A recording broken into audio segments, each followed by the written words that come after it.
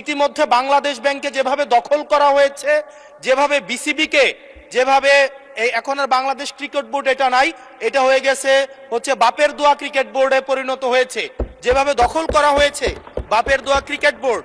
এবং আমি যখন এই জায়গায় কথা বলছি, ঠিক এই মুহূর্তে 28 জন বিচারককে মাননীয় স্পিকার তাদেরকে শোকজ দেওয়া হয়েছে। তাদের ব্যক্তিগত তাদের চ্যাট গ্রুপে তারা হচ্ছে তাদের মতামত প্রকাশ করার কারণে বিচারকদের হচ্ছে মাননীয় স্পিকার শোকজ দেওয়া হয়েছে।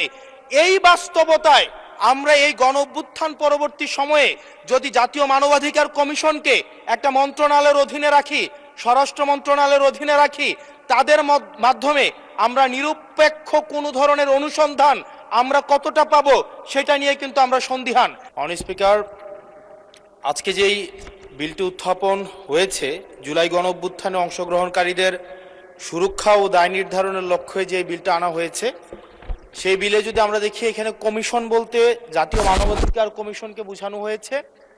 এবং এখানে 2 ঘতে সংজ্ঞার মধ্যে আমরা যদি দেখি, বিশৃঙ্খল পরিস্থিতির অপরাধমূলক অপব্যবহার, এটার ব্যাখ্যাটা দেওয়া হয়েছে রাজনৈতিক প্রতিরোধের পরিবর্তে সংকীর্ণ ও ব্যক্তিগত স্বার্থে সংঘটিত যে হত্যাকাণ্ডগুলো হয়েছে এটাকে একভাবে দেখা হবে। আর আরেকটা হচ্ছে গণতান্ত্রিক ব্যবস্থা পুনরুদ্ধারের উদ্দেশ্য যেই কার্যাবলীগুলো সংগঠিত হয়েছে সেটাকে একভাবে দেখা হবে। মাননীয় স্পিকার, প্রবলেমের জায়গাটা যেটা সেটা হচ্ছে সংকীর্ণ ও ব্যক্তিগত স্বার্থে যে ধরনের সংগঠিত হত্যাকাণ্ড হয়েছে সেটাকে কে ডিফাইন করবে, সেটাকে কিন্তু ডিফাইন করবে এই আইন অনুযায়ী জাতীয় মানবাধিকার কমিশন।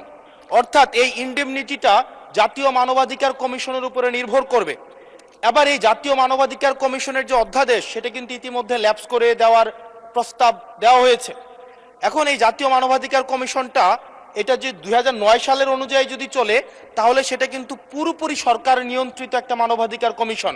যেই মানবাধিকার কমিশন বিরোধী দল ও মতকে দমনের জন্য ব্যবহার করা হয়েছে, ভিকটিম ব্লেমিং এর জন্য ব্যবহার করা হয়েছে, যেই মানবাধিকার কমিশন গুম খুনের বৈধতা উৎপাদন করা হয়েছে। মাননীয় স্পিকার, এই মানবাধিকার কমিশনকে যদি আমরা মন্ত্রণালয়ের অধীনে রাখি এবং ওই মানবাধিকার কমিশনের মধ্য দিয়েই যদি আমরা জুলাই গণ অভ্যুত্থানের এই কার্যক্রমগুলোকে বিচারের এবং নিরীক্ষণের দায়িত্ব দেওয়া হয়, সেক্ষেত্রে এই নিরীক্ষণ কিন্তু প্রশ্নবিদ্ধ হবে। এছাড়াও আমরা যদি দেখি সাংবিধানিক প্রতিষ্ঠানগুলোকে যেভাবে নগ্নভাবে দলীয়করণ করা হচ্ছে, ইতিমধ্যে বাংলাদেশ ব্যাংকে যেভাবে দখল করা হয়েছে, যেভাবে বিসিবিকে যেভাবে এখন আর বাংলাদেশ ক্রিকেট বোর্ড এটা নাই, এটা হয়ে গেছে হচ্ছে বাপের দোয়া ক্রিকেট বোর্ডে পরিণত হয়েছে, যেভাবে দখল করা হয়েছে বাপের দোয়া ক্রিকেট বোর্ড। এবং আমি যখন এই জায়গায় কথা বলছি, ঠিক এই মুহূর্তে 28 জন বিচারককে মাননীয় স্পিকার তাদেরকে শোকজ দেওয়া হয়েছে। তাদের ব্যক্তিগত তাদের চ্যাট গ্রুপে তারা হচ্ছে তাদের মতামত প্রকাশ করার কারণে বিচারকদের হচ্ছে মাননীয় স্পিকার শোকজ দেওয়া হয়েছে। এই বাস্তবতায় আমরা এই গণ অভ্যুত্থান পরবর্তী সময়ে যদি জাতীয় মানবাধিকার কমিশনকে একটা মন্ত্রণালয়ের অধীনে রাখি, স্বরাষ্ট্র মন্ত্রণালয়ের অধীনে রাখি, তাদের মাধ্যমে আমরা নিরপেক্ষ কোনো ধরনের অনুসন্ধান আমরা কতটা পাবো সেটা নিয়ে কিন্তু আমরা সন্দিহান। সেই জায়গা থেকে এই বিলটিকে যদি আমরা বাস্তবায়ন করতে চাই, এটাকে যদি আমরা ফাংশনাল করতে চাই, শুধুমাত্র অর্নামেন্টাল না, যদি আমরা ফাংশনাল করতে চাই তাহলে জাতীয় মানবাধিকার কমিশনকে অবশ্যই সেটাকে অটোনমাস করতে হবে। আমার সামনে যারা আছেন, আমরা হয়তো আমাদের থেকে এখানে প্রত্যেকটা সদস্য নির্যাতন, নিপীড়ন এবং তাদের যে পলিটিক্যাল রিপ্রেশনের মাত্রা শত সহস্রগুণ বেশি। আমরা তাদের কাছে প্রত্যাশা করেছিলাম এই জাতীয় মানবাধিকার কমিশনকে তারা একটা স্বতন্ত্র বডিতে নিয়ে যাবে, অথচ আমরা দেখলাম যারা সবচেয়ে বেশি নির্যাতিত হয়েছে, নিপীড়িত হয়েছে, তারাই এটাকে একটা মন্ত্রণালয়ের অধীনে রাখতে চাচ্ছে। এই অজুহাতে যে জাতীয় মানবাধিকার কমিশন যদি অটোনমাস হয়ে যায় তাহলে সেটাকে হচ্ছে এটার জবাবদিহিতা কিভাবে নিশ্চিত হবে।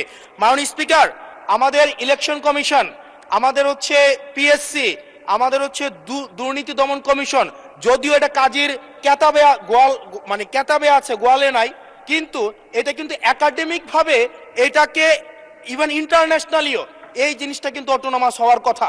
সেজন্য মাননীয় স্পিকার, যেভাবে বর্তমানে প্রতিষ্ঠানগুলো নগ্নভাবে দলীয়করণ করা হচ্ছে, সেজন্য জাতীয় মানবাধিকার কমিশন যে দলীয়করণ করা হবে না, আবার বাপের দোয়া একটা মানবাধিকার কমিশন বা বিরোধী দল দমন কমিশন করা হবে না, এটার প্রতি কিন্তু আমাদের আস্থা নাই। সেই জায়গাটা থেকে আমরা আপনার মাধ্যমে আমরা এই আমাদের মাননীয় স্বরাষ্ট্রমন্ত্রী সহ আমাদের HPM এর কাছে অনুরোধ থাকবে, এই বিলটা পাশ করার আগে যেন জাতীয় মানবাধিকার কমিশনের আমরা এটা যেন ইভেন উনার দলেরও একজন মাননীয় সংসদ এই বিষয়ে বক্তব্য দিয়েছেন এবং উনি পয়েন্ট বাই পয়েন্ট এই বিষয়গুলোকে ব্যাখ্যা করেছেন। যদি জাতীয় মানবাধিকার কমিশন দলীয়করণ করা হয়, দিন শেষে গুম খুন থেকে শুরু করে আমাদের এই জুলাই ইনডেমনিটি, এইটা দিন শেষে হচ্ছে যে পেপারেই থেকে যাবে, এটা দিন শেষে কোনো বাস্তবায়ন হবে না।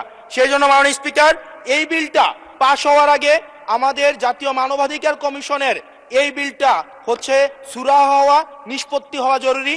না হয় বিসিবির মতো আমরা আবার বাপের দোয়া কমিশন দেখতে পাবো, আমরা হচ্ছে বাংলাদেশ ব্যাংকের মতো আবার দলীয়করণ দেখতে পাবো, আমরা বিশ্ববিদ্যালয়গুলোকে যেভাবে এক ধরনের দলীয়করণ করা হয়েছে আমরা সেটা দেখতে পাবো, আমরা বিচার বিভাগকে আবার যেভাবে এখন ভয়ের মধ্যে নিয়ে যাওয়া হচ্ছে। ধন্যবাদ মাননীয় সদস্য।